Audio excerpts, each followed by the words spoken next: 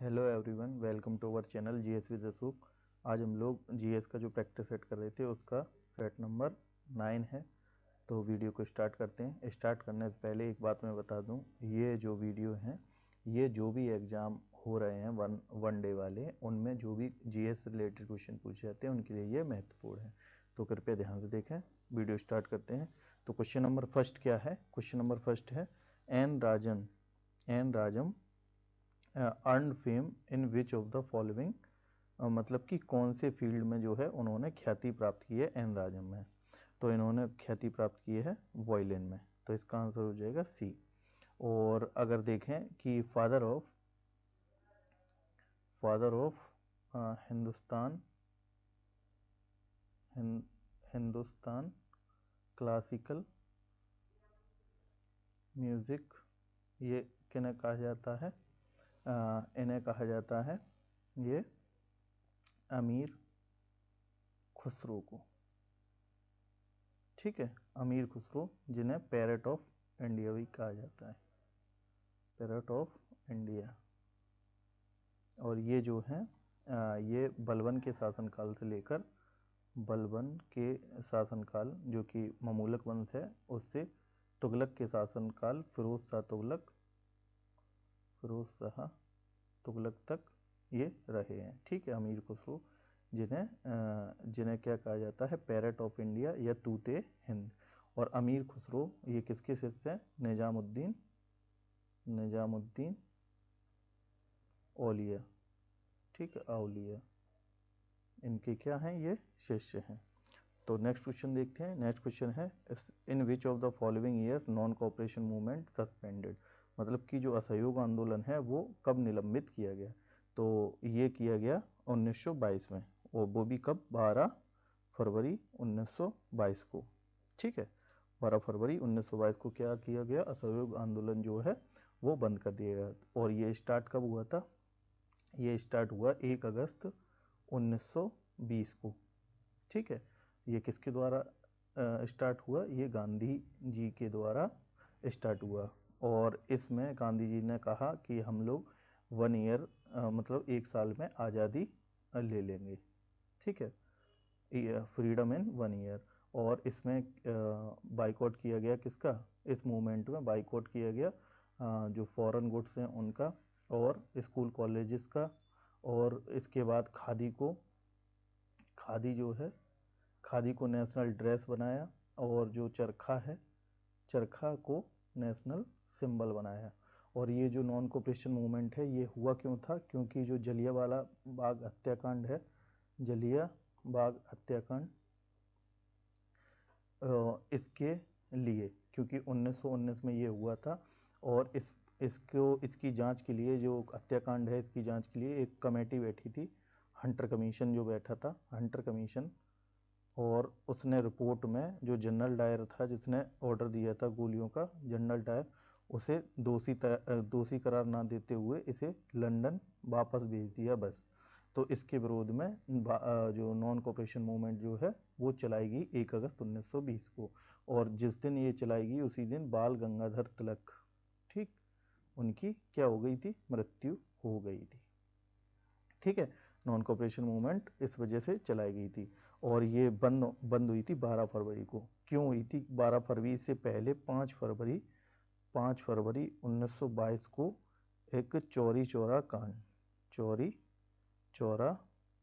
कांड जो है वो हो गया था। इस वजह से क्या हो गया था? इसमें क्या हुआ था कि 22 पुलिसमैन को जला दिया था। कहाँ पे? गोरखपुर यूपी में। ठीक है, इस वजह से क्या हुआ था? इसके बाद ये वायलेंट मूवमेंट हो गई, इस वजह से 12 फरवरी को गांधी जी ने इसको बंद कर दिया। ठीक। और अगर 1941 की बात करें तो 1941 में क्या हुआ था? इंडिविजुअल सत्याग्रह, इंडिविजुअल सत्याग्रह जो है ये स्टार्ट हुआ था। और इसमें सबसे पहले अरेस्ट होने वाले सत्याग्रही कौन थे? विनोबा भावे। ठीक है, और उसके बाद विनोबा भावे के बाद जवाहरलाल नेहरू, और उसके बाद ब्रह्मदत्त। ठीक है। और अगर बात करें 42 इस समय लॉन्च हुआ था क्विट इंडिया मूवमेंट, ठीक है, यानी कि भारत छोड़ो आंदोलन। और ये लीडरलेस मूवमेंट था, बट गांधी जी, अगर आए ऑप्शंस में तो गांधी जी टिक करना। और क्विट इंडिया मूवमेंट में जो है गांधी जी ने नारा दिया था डू एंड डाई का, डू और डाई का नारा जो है वो 1942 में जो है क्विट इंडिया मूवमेंट में दिया था। और जो ये क्विट इंडिया मूवमेंट लॉन्च कब हुआ था? 8 अगस्त 1942 को, ठीक है। और 9 अगस्त को ये आईएनसी द्वारा भी जो है चालू किया गया। और 8 अगस्त 1942 को ये हुआ था, ग्वालियर टैंक मुंबई से चालू हुआ था, ठीक है। और अगर हम लोग 1922 में ये बंद हुआ, और 1920 में ये एनसीएम चालू हुई थी अगस्त 1920 को, ठीक है। नेक्स्ट क्वेश्चन देखते हैं, विच of the following plant city in India? तो वो है चंडीगढ़।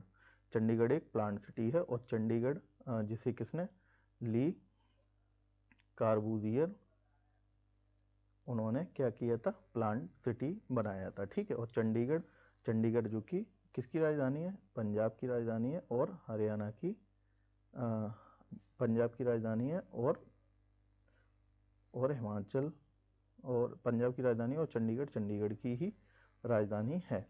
तो और चंडीगढ़ में एक सुखना लेक भी है, सुखना झील भी कहाँ पे है? ये आर्टिफिशियल लेक है, आर्टिफिशियल यानी कि मैन मेड लेक है, मानव द्वारा बनाई गई लेक है, आर्टिफिशियल लेक है, ठीक है। और अगर कोयम्बटूर की बात करते हैं तो कोयम्बटूर कहाँ पे? तमिलनाडु में है। और अगर सलेम्बी और न्यू दिल्ली जो है, न्यू दिल्ली में जो पार्लियामेंट की बिल्डिंग है, पार्लियामेंट जो है ये कहाँ पे, ये किसने बनाई है? ये एडविन लुटियंस और हर्बर्ट बेकर द्वारा ये बनाई गई है, ठीक है। तो इसका आंसर हो जाएगा चंडीगढ़। नेक्स्ट देखते हैं, विच of the following was the first Muslim president of INC, Indian national Congress यानी कि आईएनसी? तो भारत में राष्ट्रीय कांग्रेस के पहले मुस्लिम अध्यक्ष में जो है, तो पहले मुस्लिम अध्यक्ष थे बदरुद्दीन तैयब जी, जो कि कब थे? 1987 में मद्रास सेशन में जो क्या थे, ये बदरुद्दीन तैयब जी जो पहले मुस्लिम प्रेसिडेंट थे। और फर्स्ट प्रेसिडेंट कौन थे? W C Banerjee was the first chairman of the INC. और आईएनसी जो बनी कब थी? आईएनसी के बारे में अगर हम लोग देख लें, आईएनसी जो है 28 दिसंबर और 1985 को जो है 1985 नहीं 1885 को जो है वो बनी थी, ठीक है। और ये 1887 में जो है मद्रास सेशन में वो थे। तो आईएनसी कब बनी थी? 28 दिसंबर 1885 को। और ये इसमें बनाने में किसका हाथ था? एओ ह्यूम। और गवर्नर जनरल कौन था? Lord Dufferin was the governor general that time. और लॉर्ड डफरिन ने क्या कहा था आईएनसी के बारे में? तो INC is the microscopic identity, ठीक है। आईएनसी जो 28 दिसंबर 1885 को बनी थी, उसके बारे में ये कहा था, ये एक बहुत छोटी सी आइडेंटिटी है मेरे लिए, ठीक है। और पहले प्रेसिडेंट कौन थे? डब्ल्यू.सी. बनर्जी। और गांधी जी जो हैं, गांधी जी ने एक बार प्रेसिडेंट रहे हैं किसके? आईएनसी के। और वो कब रहे हैं? वो रहे हैं 1924, ये बेलगांव सेशन कर्नाटका में जो है एक बार जो है वो रहे हैं चेयरमैन, ठीक है। तो इसका आंसर हो जाएगा B is the right answer. अब नेक्स्ट देखते हैं और देख लेते हैं, अगर अबुल कलाम आज़ाद के बारे में देखते हैं। हाँ, तो और देख लेते हैं अगर अबुल कलाम आज़ाद के बारे में। तो अबुल कलाम आज़ाद जो कि क्या है? यंगेस्ट एंड लॉन्गेस्ट इनका टेन्योर रहा किसमें? आईएनसी में। यंगेस्ट एंड लॉन्गेस्ट मतलब यंगेस्ट प्रेसिडेंट थे, और लॉन्गेस्ट इनका कार्यकाल था किसमें? आईएनसी में, टेन्योर, ठीक है। वो कब था? 1940 से 1946। क्यों था? क्योंकि इस समय क्या था? जो वर्ल्ड वार जो सेकंड है वो चल रही थी, इस वजह से क्या है उस टाइम सेशन ही नहीं हुए थे, इस वजह से रहा। और अबुल कलाम आज़ाद की अगर बात और करें तो ये पहले एजुकेशन मिनिस्टर हैं, और अबुल कलाम आज़ाद का जन्मदिन 11 नवंबर नेशनल एजुकेशन डे के टाइम पे मनाया जाता है। तो इसका आंसर क्या हो जाएगा, B is the right answer. Next देखते हैं, which government had institutionalized Tansen Samman, मतलब तानसेन सम्मान को संस्थागत किया जाता है किस स्टेट के द्वारा, तो वो किया जाता है मध्य प्रदेश को। ठीक है, तो B is the right answer, Madhya Pradesh द्वारा तानसेन सम्मान जो है वो दिया जाता है। ठीक है, और मध्य प्रदेश की अगर बात करें तो मध्य प्रदेश में एक सिटी है इंदौर, इंदौर सिटी जो कि क्लीनेस्ट सिटी इंडिया में, क्लीनेस्ट सिटी इन इंडिया, वो भी कितने बार, 6 टाइम इन अ रो, मतलब कि 6 बार रह चुकी है, जो क्लीनिक सर्वे होता है। और मध्य प्रदेश में एक पन्ना जो है, पन्ना माइंस है, पन्ना माइंस है जो कि किसकी माइंस है, डायमंड की माइन है, डायमंड की जो है माइंस है, और जो का उसे क्या कहा जाता है, मझगांव। ठीक है, और पन्ना एक बायोस्फीयर रिजर्व भी है, बायोस्फीयर रिजर्व भी है, और टोटल बायोस्फीयर रिजर्व कितने हैं, 80, जिसमें बायोस्फीयर रिजर्व एक पन्ना भी है। और मध्य प्रदेश में और नेशनल पार्क भी हैं, जैसे पन्ना, पेंच, कान्हा, फॉसिल्स, बांध, ये सारे क्या हैं, ये नेशनल पार्क हैं। ठीक है, और अगर उत्तर प्रदेश की बात करते हैं तो उत्तर प्रदेश में जो है दुधवा नेशनल पार्क है, दुधवा नेशनल पार्क है। ठीक है, और ठीक है, नेक्स्ट देखते हैं question, great barrier reef is located in, great barrier reef कहाँ पे स्थित है, ये पूछ रहा है, तो ये है ऑस्ट्रेलिया में। ठीक है, ऑस्ट्रेलिया के जो ऑस्ट्रेलिया, ये मानो अगर ये क्या है ऑस्ट्रेलिया, अगर मैप बना के देखते हैं थोड़ा सा,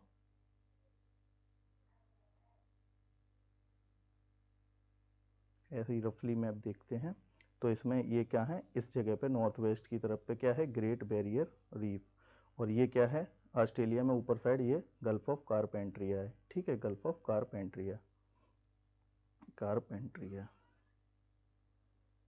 और अगर ये देखें नीचे जो यू शेप है, ये ग्रेट ऑस्ट्रेलियन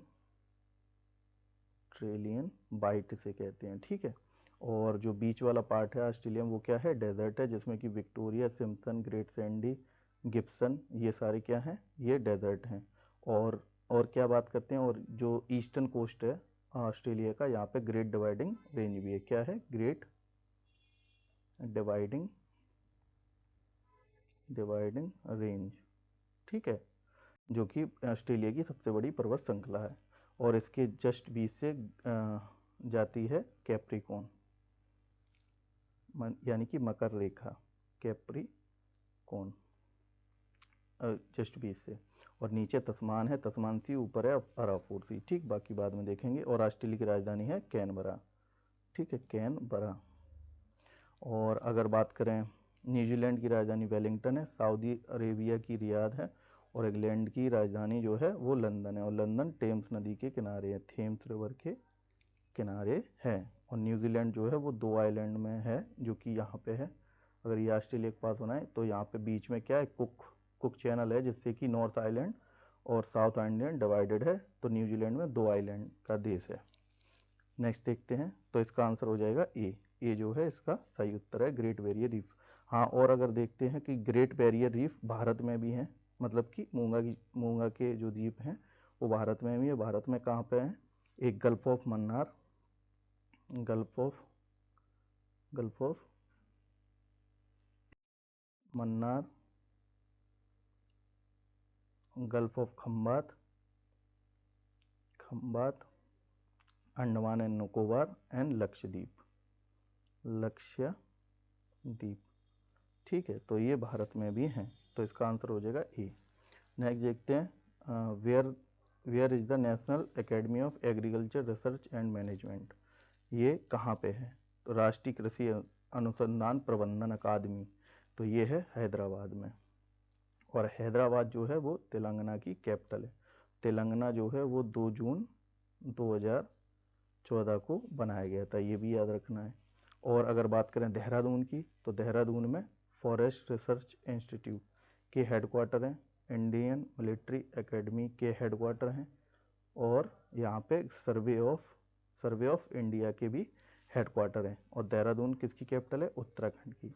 और उत्तराखंड जो है वो कब बना था? 9 नवंबर 2000 को जो है उत्तराखंड बना था। और हैदराबाद की राजधानी, जो हैदराबाद है तेलंगाना की राजधानी जिसमें ये इंस्टीट्यूट है, इसमें ये कौन सी नदी? ये मूसी नदी के किनारे स्थित है, ठीक है, मूसी रिवर। और यहाँ पे हुसैन सागर लेक भी है। और अगर बात करें ईटानगर, ये अरुणाचल प्रदेश की राजधानी है, अरुणाचल प्रदेश, ठीक है। अरुणाचल प्रदेश में एक सबसे ऊंचा माउंटेन है जो eastern anchor of the Himalaya है, जिसे क्या कहते हैं? नामचा बरवा, नामचा बरवा, ठीक है। और न्यू दिल्ली तो इंडिया की कैपिटल है। नेक्स्ट देखते हैं, deficiency of hormone leads to dwarfism, मतलब कि कौन सा जो हार्मोन है वो बौनेपन को पैदा करता है? तो वो है ग्रोथ हार्मोन। ग्रोथ हार्मोन वो क्या है? Growth hormone. ग्रोथ हार्मोन वो भी कौन सा? वो है STH, इसका मतलब क्या हुआ? सोमैटोट्रोपिक हार्मोन। सोमैटोट्रोपिक हार्मोन जो कि ग्रोथ के लिए होता है। अगर ये कम है तो बौनापन हो जाएगा, अगर ज़्यादा है तो क्या हो जाएगा? जिजेंटिज्म, ठीक है, जिजेंटिज्म, ठीक है। और अगर थायरोक्सिन की बात करें तो इसका आंसर तो हो जाएगा ए, मतलब कि वृद्धि हार्मोन, जो कि कौन सा हार्मोन? STH hormone. अगर थायरोक्सिन हार्मोन की बात करते हैं तो ये निकलता है थायराइड ग्लैंड से, ठीक है। थायराइड ग्लैंड जो कि क्या है? सबसे बड़ी एंडोक्राइन ग्लैंड है, ठीक है, एंडोक्राइन ग्लैंड है। और जो अगर थायरोक्सिन एंजाइम जो है ये निकलता कहाँ से? थायराइड ग्लैंड से थायरोक्सिन। और थायरोक्सिन अगर कम निकलेगा क्यों निकलेगा? क्योंकि कम इस वजह से निकला क्योंकि आयोडीन की जो कंजप्शन है वो कम है, क्योंकि आयोडीन ये थायरोक्सिन एंजाइम निकालने के लिए थायराइड ग्लैंड को ट्रिगर करता है। तो कम निकलेगा तो क्या हो जाएगा? गोइटर, यानी कि घेंगा, यानी कि थायराइड ग्लैंड जो है वो फूल जाएगी।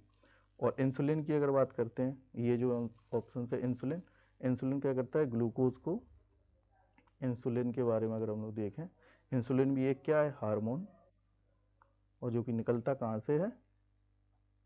ये निकलता है बीटा सेल्स ऑफ लैंगरहंस, ठीक है, लैंगरहंस और बीटा सेल्स ऑफ लैंगरहंस। और इसका काम क्या है? जो ग्लूकोज है, ग्लूकोज को ग्लाइकोजन में ये कन्वर्ट करता है, ठीक है। नेक्स्ट देखते हैं, the currency of Myanmar. Myanmar की करेंसी क्या है? म्यांमार करेंसी है क्याथ, ठीक। तो D is the right answer. Dollar USA की है, और रुपी इंडिया, टका ये बांग्लादेश की, ठीक। और म्यांमार में एक पर्वत पाया जाता है जिसे क्या कहते हैं? Arakan Yoma. और म्यांमार की ये तो होगी करेंसी, और कैपिटल क्या है? नेपी ताऊ। नेक्स्ट देखते हैं, who is the author of the Mricchakatika. Mricchakatika के लेखक कौन है? मृच्छकटिका के लेखक कौन है? तो इसमें है वारामीरा, विशाख दत्त और शूद्रक। तो C is the right answer, मतलब कि शूद्रक जो है वो मृच्छकटिका के क्या है? लेखक हैं। और अगर देखा जाए विशाख दत्त, तो विशाख दत्त ने लिखी है मुद्रा राक्षस और मुद्रा राक्षस लिखी है, और लिखी है, ठीक है, मुद्रा राक्षस। और अगर वारामयिरा की बात करें तो वारामयिरा ने लिखी है पंच सिद्धांतिका,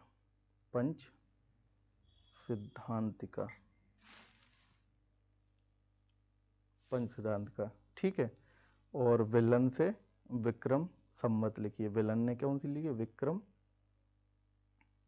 संवत। तो C is the right answer. Next देखते हैं, Kathakali Kathakali was originated in which of the following state. Kathakali नृत्य की उत्पत्ति किस राज्य से हुई है? कथकली की जो उत्पत्ति है वो केरल से हुई है, केरल। और केरल में एक और जो है, और ये जो कथकली है ये क्या है? एक क्लासिकल डांस फॉर्म है। और कथकली एक तो है, और एक केरल में मोहिनी अट्टम जो है ये भी एक क्लासिकल डांस है। और कर्नाटक में बात करें तो कर्नाटक में जो है वो यक्षगन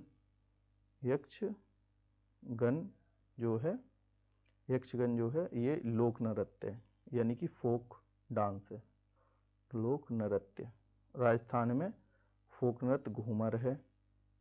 और तमिलनाडु में क्लासिकल डांस है भारतनाट्यम, ठीक है। और बाकी सतारिया जो है, सतारिया ये कहाँ पे है? ये असम में है। और मणिपुरी है, और ये ओडिशी है। और ओडिशी ये तो नाम ही पे है तो कोई मतलब नहीं है। और एक है आंध्र प्रदेश में है जो कि है कुचिपुड़ी, ठीक है। कुचिपुड़ी डांस फॉर्म है आंध्र प्रदेश में, कुचिपुड़ी। ओके, तो ये हो गया, is the right answer. Sir C V Raman was awarded Nobel prize for his work on. C V Raman को किस कार्य के लिए नोबेल पुरस्कार दिया गया? तो इन्हें दिया गया scattering of the light. Scattering of the light यानी कि प्रकाश को बिखेरना। स्कैटरिंग ऑफ द लाइट क्या होता है कि ये क्या है? नोबेल प्राइज इन्हें मिला था स्कैटरिंग ऑफ लाइट के लिए। और कब मिला था? 28 फरवरी और 1928 को ये नोबेल प्राइज मिला था। और सीवी रमन को जो है वो भी मिला था क्या? भारत रत्न भी मिला है। और वो कब मिला है? 1954 में, क्योंकि भारत रत्न की शुरुआत कब हुई थी? 1954 में। तो इन्हें मिला था, और इनके साथ दो लोगों को और मिला था भारत रत्न 1954 में ही, जो कि थे सी राजगोपालाचारी और थे राधा कृष्ण, ठीक, जिनकी बर्थ एनिवर्सरी पर 5 सितंबर को जो है टीचर्स डे मनाया जाता है। और इन्हें लाइट स्कैटरिंग के लिए मिला था, और स्कैटरिंग ऑफ द लाइट जो कि सिंगल कलर फिनोमेना होता है। कलर मतलब कि जो, जैसे कि एग्जाम्पल के लिए स्कैटरिंग क्या होती है, जैसे पूछा जाता है blue colour of the sky scattering of the light की कारण होता है, या blue colour of the ocean, ये भी मतलब कि सिंगल कलर जहाँ पे फिनोमेना दिखाई देता है वो क्या है? Scattering of the light. Next देखते हैं, which day celebrated world human right day. तो वर्ल्ड ह्यूमन राइट डे जो है वो कब मनाया जाता है? तो वो मनाया जाता है 10 दिसंबर को, ठीक। 10 दिसंबर जो है ह्यूमन राइट डे। और भारत में जो ह्यूमन राइट काउंसिल है उसकी स्थापना कब हुई थी? 1993 में, ठीक। और अगर देखते हैं दूसरा, ये 24 अक्टूबर 1945 यहाँ पे क्या हुआ था? यूएन की स्थापना हुई थी। और जो यूएन है, यूएन की स्थापना हुई थी। और यूएन जो है, यूएन वर्ड जो किसने दिया था? जो यूएन का नामकरण है तो यूएन किसने दिया गया था? ये रूजवेल्ट ने, ठीक है, रूजवेल्ट ने ये नाम दिया था। और बाकी अगर और देखते हैं, ठीक है, बाद में देखेंगे। और on the basis of area which one of the following is correct in the descending order. मतलब कि क्षेत्र के आधार पर सही अवरोही क्रम मतलब कि बड़े से छोटा क्रम लगाना है। ये दिए गए हैं यहाँ पर कॉन्टिनेंट यानी कि महाद्वीप दिए गए हैं। तो इसमें हो जाएगा सबसे बड़ा एशिया, इसमें हो जाएगा जो है वो सी, क्योंकि एशिया फिर अफ्रीका आता है, फिर नॉर्थ अमेरिका और साउथ अमेरिका, देन अंटार्कटिका के बाद यूरोप के बाद ऑस्ट्रेलिया। तो ये सारा क्रम है किसके अकॉर्डिंग टू एरिया। तो ये कॉन्टिनेंट सबसे बड़ा एशिया है और सबसे छोटा ऑस्ट्रेलिया है, ठीक। तो ये हो गया। नेक्स्ट देखते हैं, who was the first women prime minister of any country in the world. तो इसमें देखा है प्रेसिडेंट प्राइम मिनिस्टर जो है वो पहली कौन है? तो वो है श्री मावो बंदर नायके, श्री मावो बंदर नायके। और भारत में ये इंदिरा गांधी है। इंदिरा गांधी का कार्यकाल की बात करते हैं तो 1966 से 1977 और 1980 से 1984। ठीक है, ये क्या है? ये इनके कार्यकाल हैं इंडिया में, जो पीएम रही थी ना इंदिरा गांधी। नेक्स्ट देखते हैं।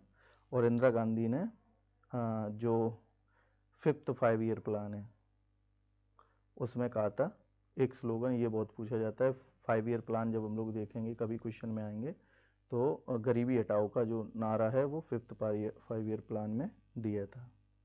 ठीक है, नेक्स्ट देखते हैं। तो इसका आंसर है डी। ठीक है, Sirimavo Bandaranaike. Which economic problem creates the economy due to the deficit financing. मतलब कि ये है वित्त की कमी के कारण अर्थव्यवस्था में कौन सी आर्थिक समस्या पैदा होती है। अगर वित्तीय मतलब डेफिसिट फाइनेंसिंग मतलब कमी में अगर फाइनेंस कर रहा है गवर्नमेंट को आरबीआई, तो मतलब क्या कमी हो सकती है उससे। तो अगर आरबीआई जो है अगर गवर्नमेंट को पैसे देगा तो या तो किस तरह से, 3 तरह से पैसा दे सकता है। जैसे कि या तो नए नोट छाप दे, न्यू नोट प्रिंट कर दें, ठीक है, ऐसे पैसे दे सकता है। और सेकेंडरी अगर गवर्नमेंट सिक्योरिटी सेल कर दे। और चौथा जो है वो ट्रेजरी बिल जो है टी बिल शेयर कर दे, मतलब बेच दे बाजार में या बैंकों को, और बैंक से लोगों को। तो क्या होगा, इस तरीके से गवर्नमेंट आरबीआई के पास पैसा आएगा और जो है वो गवर्नमेंट को दे देगी। अब गवर्नमेंट पे अगर पैसा आया तो क्या होगा, मार्केट में क्या हो जाएगा, जो है इन्फ्लेशन आ जाएगा, क्योंकि गवर्नमेंट पे पैसा आए तो वो इन्वेस्टमेंट करेगी, तो क्या होगा मार्केट में इन्फ्लेशन जो है वो इंक्रीज हो जाएगा। तो इसका मतलब क्या है, इसका आंसर हो जाएगा increase the price level. Price level जो है वो उसकी वृद्धि हो जाएगी। तो C is the right answer. Next देखते हैं। Where is the Lakshmibai university of physical education. Lakshmibai राष्ट्रीय शारीरिक शिक्षा विश्वविद्यालय कहाँ है? तो ये है ग्वालियर में, ग्वालियर एमपी में है। ठीक, और झांसी जो है वो ऐसा जिला है यूपी का जो एमपी में 3 तरफ से घिरा है। ठीक, बाकी देखते हैं। नेक्स्ट, द आर्टिकल दैट मतलब कि the article that envisages adult suffrage in the election is. चुनाव में वयस्क मताधिकार की परिकल्पना करने वाला अनुच्छेद कौन सा है? तो ये है आर्टिकल नंबर 326। ठीक है, ये क्या है, मतलब कि 18 साल या 18 साल प्लस का जो भी व्यक्ति है वो वोट देने का अधिकार है उसे ही कहते हैं adult suffrage, universal adult suffrage या यूनिवर्सल एडल्ट फ्रेंचाइज। और ये जो है पहले एज थी ये 21 ईयर, और ये फिर घट के कितनी हो गई थी 18 ईयर। और ये कौन से अमेंडमेंट से हुआ था? 61st अमेंडमेंट एक्ट 1988-89 से ये चीज़ हो गई थी। और अगर बात करें 340 आर्टिकल 324, इसमें दिया है election commission of India. Election commission of India जो कि एक इंडिपेंडेंट बॉडी है, और ये प्रेसिडेंट द्वारा नॉमिनेट होती है। 6 ईयर और 65 ईयर इसका कार्यकाल है, जो भी पहले हो जाए। ठीक है, और इलेक्शन कमीशन में एक चीफ इलेक्शन कमिश्नर होता है, 2 सब इलेक्शनर कमिश्नर होते हैं। ठीक है, और अगर 51A की बात करें तो इसमें है फंडामेंटल ड्यूटीज़, और ये कब ऐड करी गई थी? 42nd अमेंडमेंट एक्ट 1976, और स्वर्ण सिंह कमेटी द्वारा 10 फंडामेंटल ड्यूटी जो है वो ऐड करी गई थी। 11th में जो है वो 86th अमेंडमेंट एक्ट जो है 2002 से ऐड की गई थी। और 11वीं फंडामेंटल ड्यूटी क्या है? जो 6 से 14 साल तक के बच्चों को पढ़ाना माँ बाप का अधिकार है, क्योंकि फंडामेंटल ड्यूटी हम लोगों के लिए, सिटीजन्स के लिए होती हैं। आर्टिकल 19 की बात करें तो ये राइट टू स्पीच है। नेक्स्ट देखते हैं, द करेंसी ऑफ नेपाल। तो नेपाल की मुद्रा क्या है? तो नेपाल की मुद्रा जो है वो रुपी है, मतलब कि ए इज द राइट आंसर। टका, टका तो बांग्लादेश की है, और रुपया ये इंडोनेशिया की है, डॉलर ये यूएसए की, कनाडा की, ये अलग अलग है। ठीक है, तो नेपाल में ही माउंट एवरेस्ट है, जो कि सबसे ऊंचा पर्वत श्रृंखला है, जो कि बृहद हिमालय पर स्थित है, जिसकी ऊंचाई 8848 मीटर है। ठीक है, लास्ट देखते हैं question. Purkinje fibre are specified specialized, जो परकंजे फाइबर जो हैं वो किसके लिए विशेष हैं? तो ये जो है वो muscles in the fibre in the heart, मतलब muscle fibre in the heart होते हैं, क्योंकि जो हार्ट बीट है वो कहाँ से स्टार्ट होती है? आ, ऐसे नोड से, ऐसे नोड यानी कि जैसे क्या कहते हैं, प्रेस, जैसे कहते हैं pace maker, pace maker, pace maker. और एक ए बी नोड होता है, वो क्या होता है? Pace setter, pace setter. ठीक है, तो ऐसे नोट से जो है ए बी नोट पे आएगा, फिर जो हिस मसल्स होते हैं उसमें आएगा, फिर उसके बाद ये मसल फाइबर और जो होती हैं परकंजे फाइबर वहाँ पे आएगा, और हार्ट बीट पूरी एक हो जाती है। तो ये सीक्वेंस होता है उसका। और हार्ट की स्टडी को क्या कहते हैं? कार्डियोलॉजी। और हार्ट में 4 वाल्व होते हैं। ह्यूमन हार्ट में कितने वाल्व होते हैं? 4, और ये लेफ्ट लंग में होता है कार्डियक नॉच के साथ में। चलो, और अपने हार्ट में डबल सर्कुलेशन होता है। ठीक, बाकी और नेक्स्ट क्वेश्चन में देखेंगे। तो आज का वीडियो यहीं समाप्त करते हैं। और वीडियो अच्छा लगा हो तो कृपया करके लाइक करें।